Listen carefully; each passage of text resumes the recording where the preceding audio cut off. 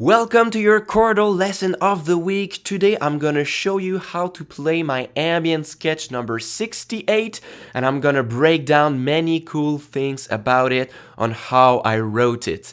The more I write ambient sketches, the more I have things to teach in my lessons, which is really nice. So let's start by just playing the chord progression here with tabs on top so you can learn it.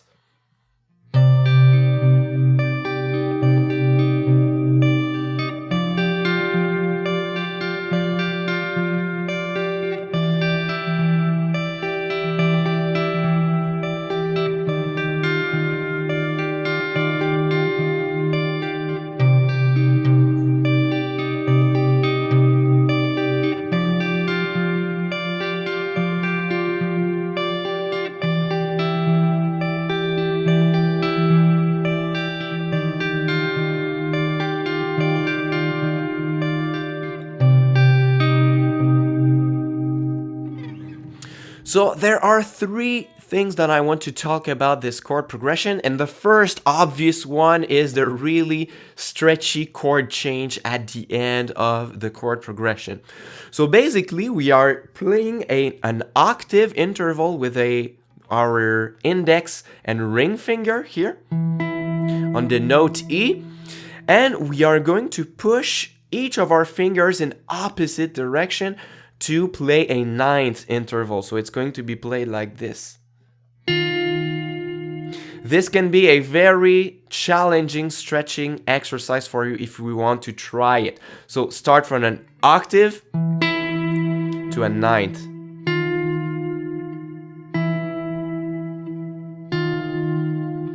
But this is not the most challenging thing about this progression, is that we have to keep two fingers in place at the same time while we are stretching here. So we have our middle finger and our pinky. The middle is on the 8th fret 2nd string and the pinky is on the 10th fret 1st string. So these one, they are not moving, they are staying in place. So it does, the complete chord change is like this.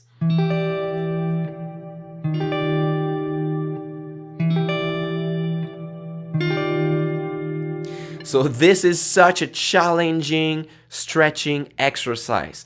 And if you like to practice that kind of stuff, I have my whole collection of stretching exercises that you can find in the description box, or I will also put it in the chords if I can. So about this chord progression here, I thought about it for a very long time, and the last chord is so stretchy and kind of not very practical, but there is no way I can play it in another way. I would have to do something like this,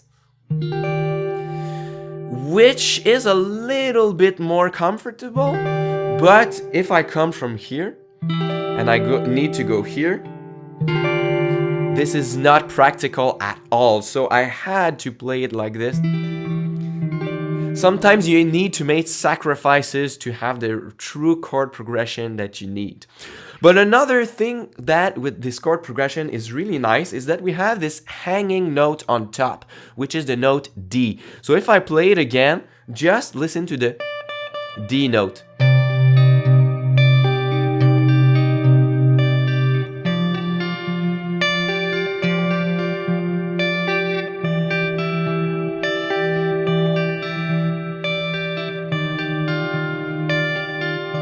So we always have this note hanging here.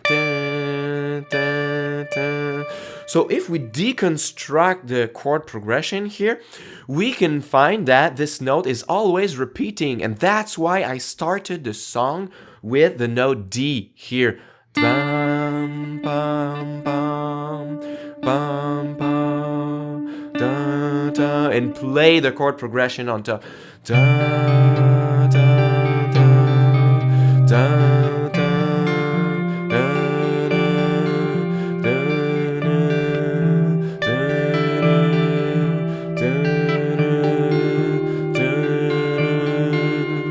This is a very colorful note, but I could not have played it with this chord at the same time. I would have to tap like this, and this chord is already too stretchy. So I just played it on a different loop at first, so it would keep going on my chord progression. And this note here, the D note, this is the third thing I want to talk about. It stays a colorful note for the whole progression. So on the first chord, the D is the 9th. On the second chord, the D is the major 6th, which is also a very colorful note. We could say that it's the 13 interval also. On the next chord, it's the minor 7th. And on the last chord, it's a major 7th. So each time it is a very, very colorful interval.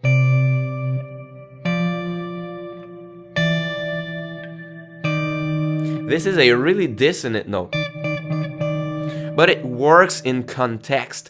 So if I were to have this hanging D note on top here, but progressively having this D note being less and less colorful, it wouldn't be as satisfying as always having this note as a colorful extension.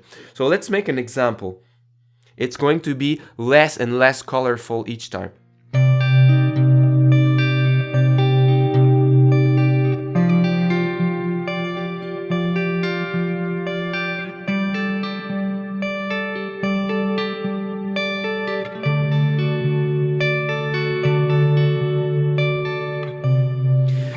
There is something that is not satisfying with the fact that it was a 9th, it was a 13, and then suddenly the note was just a 5th, which is an empty interval, and just an octave at the end. So when you have a hanging note on top, and it applies to your drones also, you need this note to fit in the context. So if it was really plain at first,